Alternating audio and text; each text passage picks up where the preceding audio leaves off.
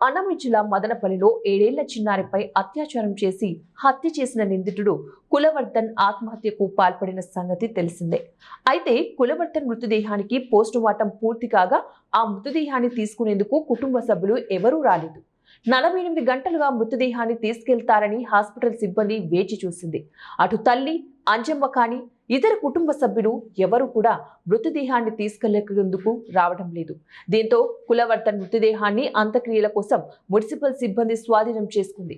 Police అధికారుల ఆదేశాలతో municipal సిబ్బంది ప్రభుత్వ హాస్పిటల్కి చేరుకుని మార్చరీలో ఉన్న కులవర్ధన్ మృతదేహాన్ని స్వాధీనం చేసుకున్నారు. అనంతరం శ్మశాన వాటికలో అంత్యక్రియలు పూర్తి చేశారు.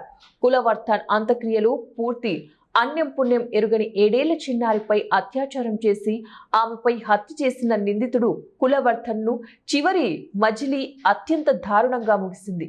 చిన్నారిపై అత్యాచారం చేసి హత్య చేసిన అనంతరం పోలీసులు కులవర్ధన్ను అదుపులోకి తీసుకున్నారు. అయితే కులవర్ధన్ను పోలీస్ స్టేషన్ కు తరలిస్తూ ఉండగా తప్పించుకుని పారిపోయాడు. అనంతరం తెల్లవారేసరికి చెరువులో శవమై కనిపించాడు. దీంతో పోలీసులు మృతదేహాన్ని స్వాధీనం చేసుకున్నారు. మృతదేహాన్ని పోస్టుమార్టం నిమిత్తం మదనపల్లె ప్రభుత్వ హాస్పిటల్కి తరలించారు. అక్కడ వైద్యులు పోస్టుమార్టం నిర్వహించారు.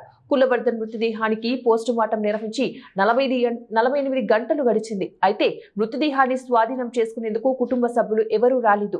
తమకు కులవర్ధన్తో ఎలాంటి సంబంధం లేదని సోదరి కన్న తల్లి అంజమ్మ తేల్చి చెప్పింది. దీంతో అతని మృతదేహం హాస్పిటల్లో అనాథలా పడి ఉంది. చివరకు గురువారం కులవర్ధన్ పెద్దనాన్న ముందుకు వచ్చి సంతకం చేశారు. దీంతో పోలీసులు మున్సిపల్ సిబ్బందికి సమాచారం అందించారు. దీంతో మున్సిపల్ సిబ్బంది ప్రభుత్వ హాస్పిటల్లోని మార్చరీ గదికి వెళ్లి కులవర్ధన్ మృతదేహాన్ని స్వాధీనం చేసుకున్నారు. అనంతరం చెత్త బండిలో మృతదేహాన్ని శ్మశాన వాటికకు తరలించారు. మున్సిపల్ సిబ్బంది కులవర్ధన్ మృతదేహానికి అంత్యక్రియలు నిర్వహించారు.